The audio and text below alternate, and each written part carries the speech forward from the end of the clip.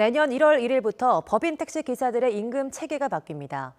고질적 문제로 꼽혔던 산학금 제도가 사라지고 기사들은 월급을 받게 되는 건데요. 그런데 업체들이 이름만 바꾼 산학금 제도로 내년 근로계약을 맺는 등 벌써부터 꼼수를 부리고 있는 것으로 확인됐습니다. 김지환 기자입니다.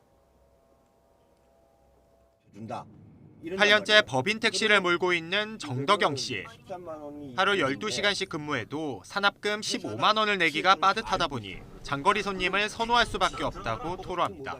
산학금 외에 더 벌으려고 그러면 손님을 좀 가려 태울 수 있는 그런 상황에 놓여 있습니다. 빈차로 나오는 시간 동안 영업을 못하니까 그 영업 못하는 시간이 아까운 거죠.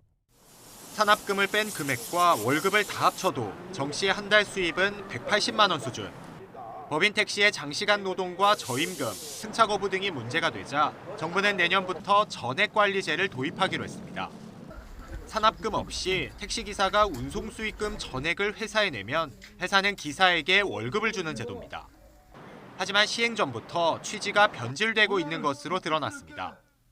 최근 서울 지역 택시업계가 맺은 임금협정을 보면 산학금은 월 기준 운송수익금으로 이름만 바뀌었습니다. 일일 기준금도 3만 원 정도 올라 택시기사의 월 부담금은 75만 원 늘었지만 월급은 46만 원 오르는 데 그쳤습니다. 더구나 기준금보다 더 벌면 40%는 회사가 가져간다는 규정까지 있어서 기사들의 불만이 커지고 있습니다.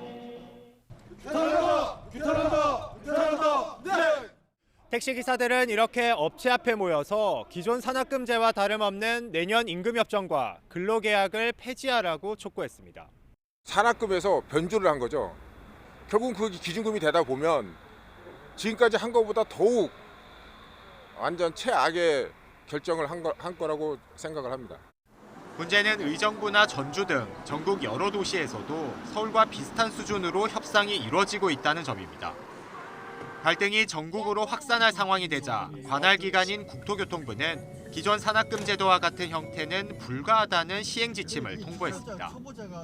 또 탈법 행위에 대해서는 과태료를 부과한다는 방침이지만 변질된 산학금 제도를 실제로 막을 수 있을지는 미지수입니다. YTN 김지환입니다.